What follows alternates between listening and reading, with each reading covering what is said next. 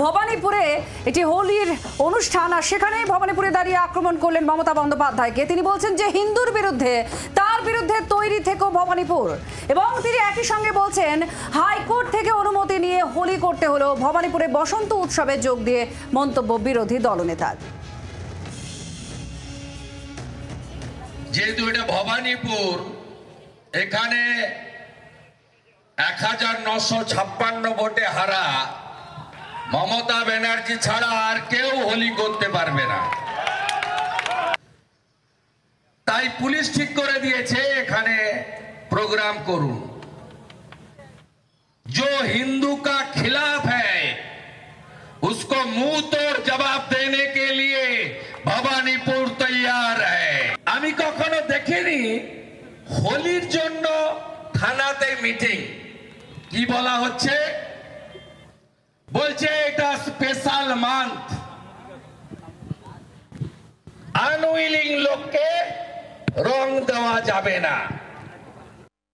আমরা কথা বলবো, আমাদের সঙ্গে টেলিফোনে রয়েছেন তৃণমূল সাংসদ কল্যাণ বন্দ্যোপাধ্যায় রয়েছেন আমাদের সঙ্গে। কল্যাণ দা, আপনি শুনলেন শুভেন্দু অধিকারীর বক্তব্য, একেবারে ভবানীপুরে দাঁড়িয়ে মমতা বন্দ্যোপাধ্যায়কে আক্রমণ শুভেন্দু অধিকারীর, কি বলবেন? প্রথমত হচ্ছে ওই কলকাতা হাইকোর্টের আশীর্বাদটা আছে বলে না, ওর মাথার ওপর ও ঘুরে বেড়াচ্ছে চারিদিকে আর উল্টো পাল্টা বলে বেড়াচ্ছে।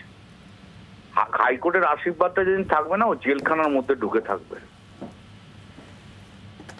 যেভাবে ও ধর্মে ধর্মে আঘাত লাগাচ্ছে, এটা বাঞ্ছনীয় নয়। ও নিঃসন্দেহে আমি বলতে পারি যে ও সত্যিকারে পিওর হিন্দু নয়। ও যদি পিওর হিন্দু হতো তাহলে এই কথাগুলো বলতে পারে না। হিন্দুরা এই কথা বলতে পারে না। আর যারা মুসলিমদের বিরুদ্ধে বেশি কথা বলবে বা অন্য সম্প্রদায়ের বিরুদ্ধে কথা বলবে, বাংলার মানুষ এসব মানে না। ভবানীপুর তো ও স্বপ্ন দেখছে, জীবনে কোনোদিন পাবে না।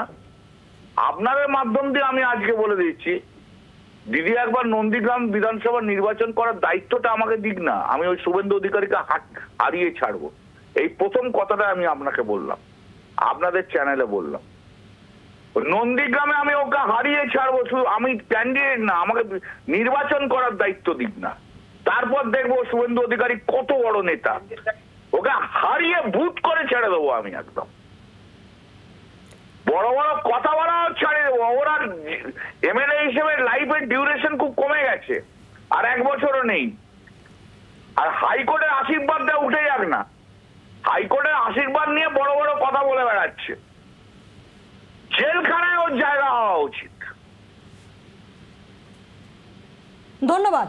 আমরা কথা বললাম তৃণমূল সাংসদ কল্যাণ বন্দ্যোপাধ্যায়ের সঙ্গে, অর্থাৎ পাল্টা আবারও নন্দীগ্রামে শুভেন্দু অধিকারীকে হারানোর একটা চ্যালেঞ্জ ছুড়লেন তৃণমূল সাংসদ।